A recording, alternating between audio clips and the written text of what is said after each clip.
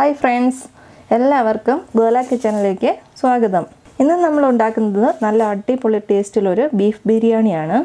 Beef biryani ഉണ്ടാക്കുന്നതിന് വേണ്ടിയിട്ട് ഞാനിവിടെ 1 കിലോ ബീഫാണ് എടുത്തിരിക്കുന്നത്. തീരെ ചെറിയ കഷ്ണങ്ങളായിട്ടല്ല കേട്ടോ ബിരിയാണിക്ക് എടുക്കേണ്ടത്, ഒരു കുറച്ച് വലുപ്പത്തിൽ വേണേ. ഇനി ചെറിയ കഷ്ണമേ ഉള്ളെങ്കിലും കുഴപ്പമില്ല, അത് വെച്ച് ഉണ്ടാക്കാം. എന്നാലും നമ്മൾ ബിരിയാണിക്കായിട്ട് കട്ട് ചെയ്തെടുക്കുമ്പം ഈ ഒരു വലുപ്പത്തിൽ എടുക്കുക കേട്ടോ, അതാണ് ഒന്നും കൂടി നല്ലത്. ഇത് നമുക്ക് ആദ്യം ഒന്ന് വേവിച്ചെടുക്കണം. അതിന് വേണ്ടിയിട്ട് ഞാനിവിടെ ഒരു പ്രഷർ കുക്കറിലേക്ക് മാറ്റി കൊടുക്കുവാണ്.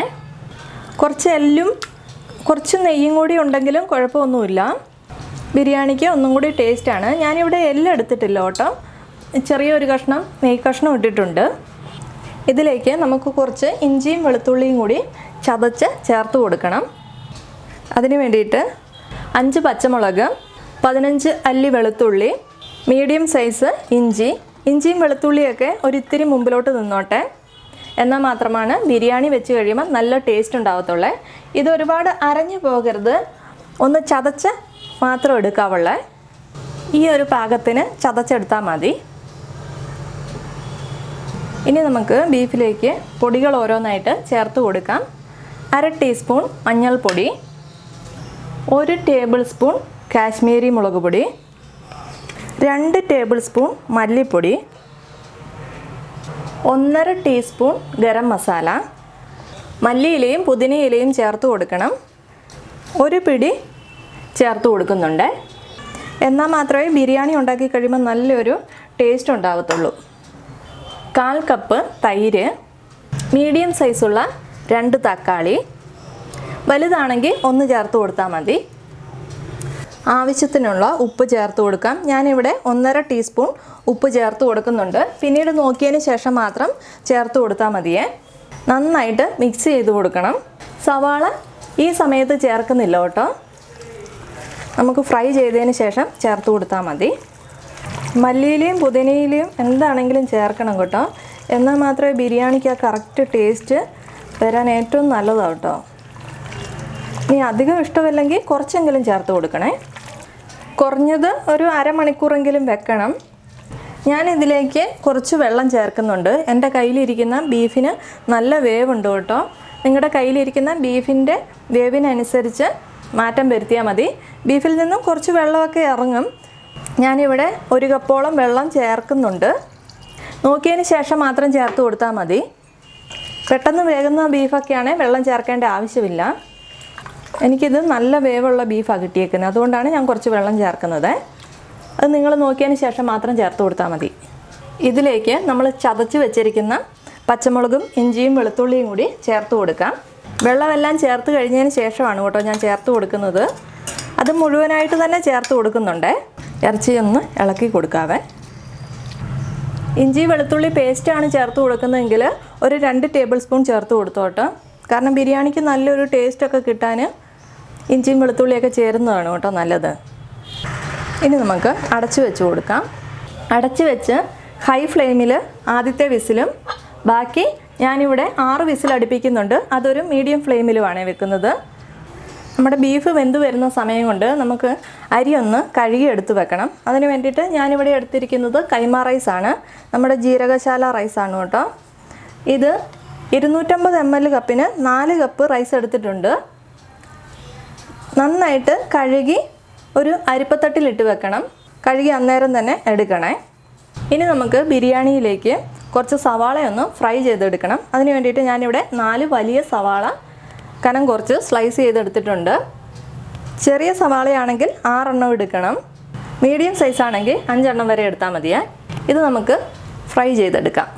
സവാള ഫ്രൈ ചെയ്യുന്നതിന് വേണ്ടിയിട്ട് ഞാനിവിടെ ഒരു കടായി വെച്ച് കൊടുത്തിട്ടുണ്ട്. അതിലേക്ക് ഞാനിവിടെ പകുതി നെയ്യും പകുതി ഓയിലുമാണ് കേട്ടോ ചേർക്കുന്നത്. നിങ്ങൾക്ക് ഏതാണോ വേണ്ടത് അതനുസരിച്ച് മാറ്റം വരുത്തിക്കൊള്ളുക.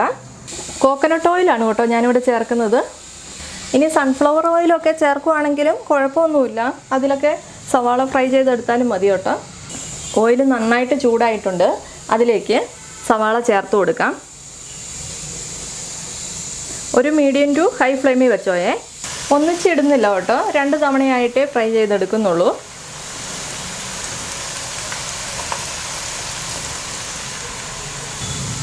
സവാളയുടെ കളറ് മാറാൻ തുടങ്ങുമ്പോഴേക്കും ലോ ഫ്ലെയിമിലോട്ട് മാറ്റി കൊടുത്താൽ മതി. സവാളയുടെ കളറൊക്കെ ചെറുതായിട്ട് മാറാൻ തുടങ്ങിയിട്ടുണ്ട്.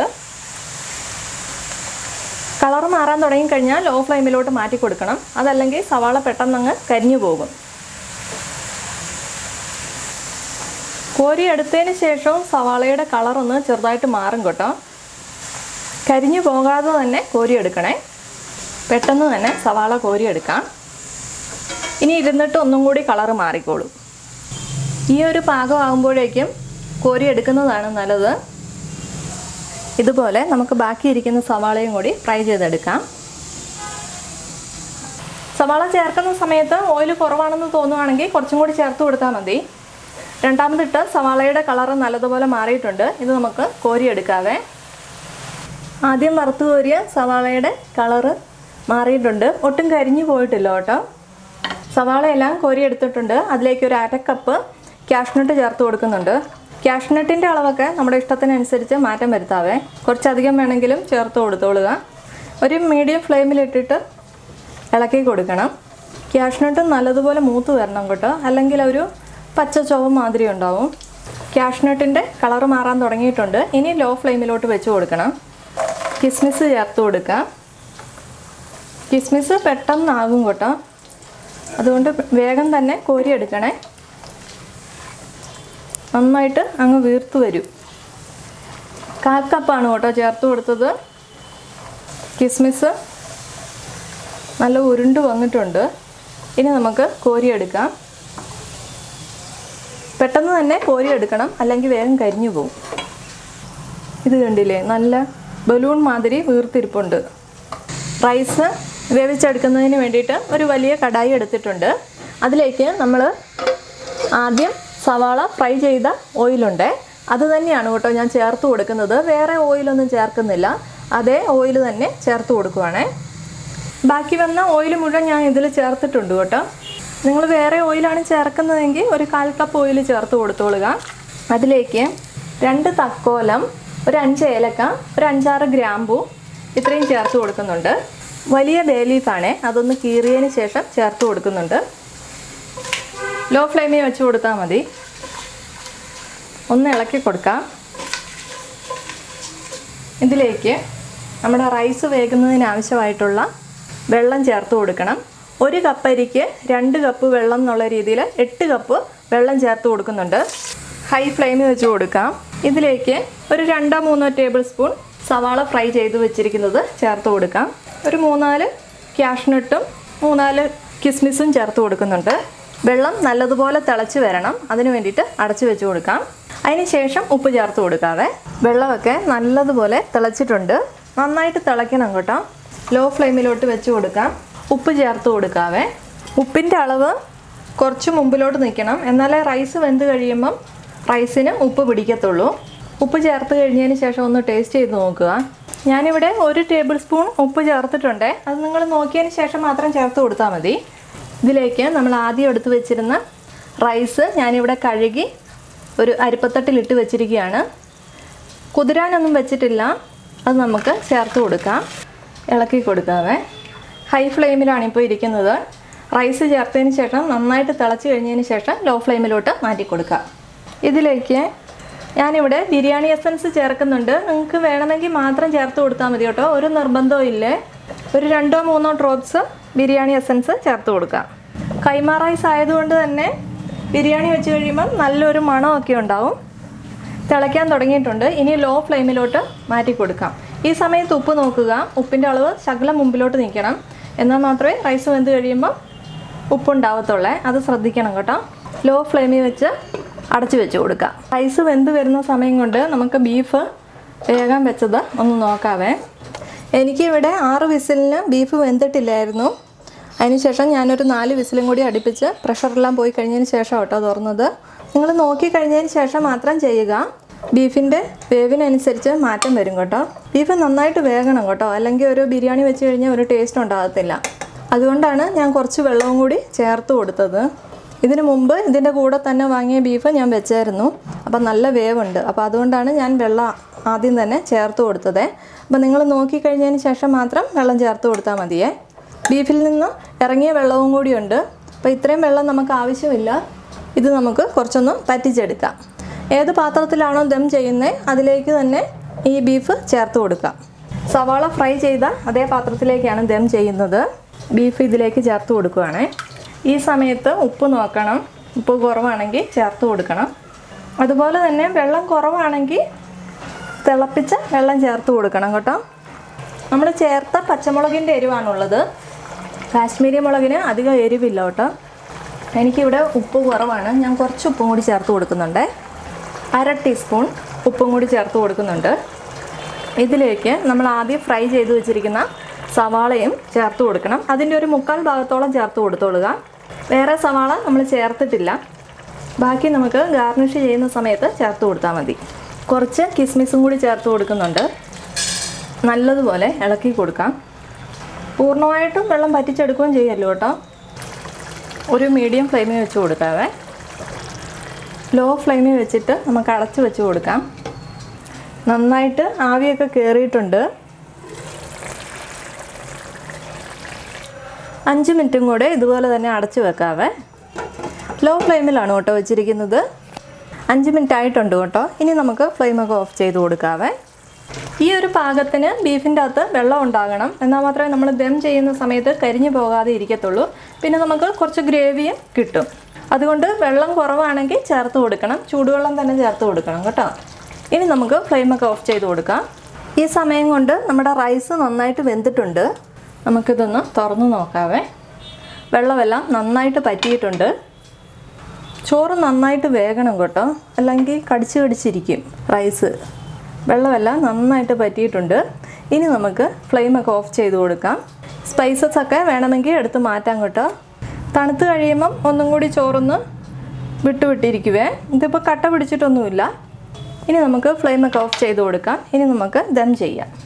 ഞാൻ ഈ മൊത്തം ഗ്രേവിയിലേക്ക് റൈസ് ചേർത്ത് കൊടുക്കുന്നില്ല. ഇതിൽ നിന്ന് കുറച്ചെടുത്ത് മാറ്റി വെക്കുന്നുണ്ട് കേട്ടോ. അതിന് ശേഷം നമുക്ക് ദം ചെയ്യാവേ. നിങ്ങൾക്ക് ഇതിൽ മുഴുവനായിട്ട് റൈസ് ചേർത്ത് കൊടുക്കാനാണ് താല്പര്യമെങ്കിൽ അതുപോലെ ചെയ്തോളുക. ഞാൻ കുറച്ച് ഗ്രേവി ഒന്ന് മാറ്റി വെക്കുവാണ്. 2 ലെയറായിട്ട് ചെയ്യണമെങ്കിൽ അങ്ങനെയും ചെയ്തോളുക. അത് നമ്മുടെ ഇഷ്ടത്തിനനുസരിച്ച് മാറ്റം വരുത്തിയാൽ മതിയേ. ഇത് നമുക്ക് അല്ലാതെ വേണമെങ്കിലും സെർവ് ചെയ്യാം, അല്ലെങ്കിൽ 2 ലെയറായിട്ട് വേണമെങ്കിലും ദം ചെയ്തെടുക്കാം. ഇതിലേക്ക് കുറച്ച് മല്ലിയിലയും പുതിനയിലയും ചേർത്ത് കൊടുക്കണം. ഫ്രൈ ചെയ്ത് വെച്ചിരിക്കുന്ന ഒനിയനും കിസ്മിസും എല്ലാം ചേർത്ത് കൊടുക്കണം. കുറച്ച് വീതം ചേർത്താൽ മതി. ബാക്കി നമുക്ക് മുകളിൽ ലെയർ ചെയ്യുമ്പോൾ ചേർത്ത് കൊടുക്കാം. റൈസ് ചേർത്ത് കൊടുക്കാവേ. റൈസ് ഇതുപോലെ കോരി ഇടുക മാത്രമേ ചെയ്യാവുള്ളൂ. അങ്ങോട്ട് അമർത്തി വെച്ച് കൊടുക്കണ്ട. ഇതിലേക്ക് കുറച്ച് മല്ലിയിലയും പുതിനയിലയും ചേർത്ത് കൊടുക്കാം. കിസ്മിസ് ചേർത്ത് കൊടുക്കാം. സവാള ഫ്രൈ ചെയ്തത് ചേർത്ത് കൊടുക്കാം. ഞാനിവിടെ ഫുഡ് കളർ ചേർക്കുന്നുണ്ട്. നിങ്ങൾക്ക് ഇഷ്ടമുണ്ടെങ്കിൽ മാത്രം ചേർത്താൽ മതി. അതല്ലെങ്കിൽ 1/4 കപ്പ് പാലിൽ 1 നുള്ള് സാഫ്രോൺ ചേർത്തിട്ട് ചേർത്ത് കൊടുത്താലും മതി കേട്ടോ. ഇപ്പം നമ്മൾ ഫ്ലെയിം ഓൺ ആക്കിയിട്ടില്ല. ഇതിൻ്റെ മുകളിലേക്ക് വീണ്ടും റൈസ് ചേർത്ത് കൊടുക്കാം. ഈ സമയത്ത് വേണമെങ്കിൽ നമ്മൾ എടുത്തു വെച്ചിരിക്കുന്ന ബീഫ് ചേർത്ത് കൊടുക്കാം. ഞാനിവിടെ ബീഫ് ചേർക്കുന്നില്ലെന്നേ ഉള്ളൂ. സവാളയും കിസ്മിസും ഒക്കെ ചേർത്ത് കൊടുക്കാം. ഇതിലേക്ക് പൈനാപ്പിളോ ചെറിയോ ഒക്കെ വേണമെങ്കിൽ നമുക്ക് ചേർത്ത് കൊടുക്കാം കേട്ടോ. അതൊക്കെ നമ്മുടെ ഇഷ്ടത്തിനനുസരിച്ച് മാറ്റം വരുത്തിയാൽ മതി. 1 ടേബിൾ സ്പൂൺ നെയ്യ് ചേർത്ത് കൊടുക്കുന്നുണ്ട്. അടച്ച് വെച്ച് കൊടുക്കാം. ഏറ്റവും ലോ ഫ്ലെയിമിൽ വെച്ച് കൊടുക്കണം. വേണമെങ്കിൽ ഒരു തവ വെച്ചിട്ട് അതിൻ്റെ മുകളിലാണെങ്കിലും വെച്ച് കൊടുത്താൽ മതി. ഞാനിപ്പം നേരെ ഫ്ലെയിം ഓൺ ചെയ്ത് വെച്ചിരിക്കുകയാണ്. നന്നായിട്ടൊന്ന് ആവി കയറി വരട്ടെ. അതുവരെ നമുക്ക് അടച്ച് വെച്ച് കൊടുക്കാം. നല്ലതുപോലെ ആവി കയറിയിട്ടുണ്ട് കേട്ടോ. ഇത് കണ്ടില്ലേ, ഇതിലെല്ലാം നന്നായിട്ട് ആവി കയറിയിട്ടുണ്ട്. ഇനി നമുക്ക് ഫ്ലെയിമൊക്കെ ഓഫ് ചെയ്ത് കൊടുക്കാം. നമ്മൾ ഇട്ടിരുന്ന മല്ലിയിലയുടെയും പുതിനയിലയുടെയും ഒക്കെ കളറ് മാറിയിട്ടുണ്ട്. അപ്പോൾ നമ്മുടെ ഗ്രേവി കുറവാണെങ്കിൽ ഒരു തവ വെച്ചതിന് ശേഷം അതിൻ്റെ മുകളിൽ നമ്മൾ ഈ ദം ചെയ്യുന്ന പാത്രം വെച്ചാൽ മതി കേട്ടോ. ഇനി നമുക്ക് ഇളക്കി കൊടുക്കാം. നന്നായിട്ട് ഇളക്കി കൊടുത്തതിന് ശേഷം സെർവ് ചെയ്യുന്നെങ്കിൽ അതുപോലെ ചെയ്യാം. അതല്ലെങ്കിൽ ഈ മുകളിലത്തെ റൈസ് തന്നെ കുറച്ച് കോരി എടുത്താലും മതി കേട്ടോ. നല്ല മണം വരും. ദം ചെയ്ത് കഴിഞ്ഞ് നമ്മൾ തുറക്കുന്ന സമയത്ത് നല്ല മണം വരും. നല്ല അടിപൊളി ബീഫ് ബിരിയാണി റെഡി ആയിട്ടുണ്ട്. അപ്പോൾ ക്രിസ്മസ് ഒക്കെ ആകുമ്പോൾ എല്ലാവരും ഉണ്ടാക്കി നോക്കുക. റെസിപ്പി ഇഷ്ടപ്പെട്ടാൽ ലൈക്ക് ചെയ്യാനും കമൻറ്റ് ചെയ്യാനും ഒന്നും മറക്കരുത്. ഇതുവരെ സബ്സ്ക്രൈബ് ചെയ്യാത്തവരുണ്ടെങ്കിൽ ഒന്ന് സബ്സ്ക്രൈബ് ചെയ്ത് സപ്പോർട്ട് കൂടി ചെയ്യണേ. അപ്പോൾ മറ്റൊരു നല്ല റെസിപ്പിയുമായിട്ട് വീണ്ടും കാണാം. താങ്ക്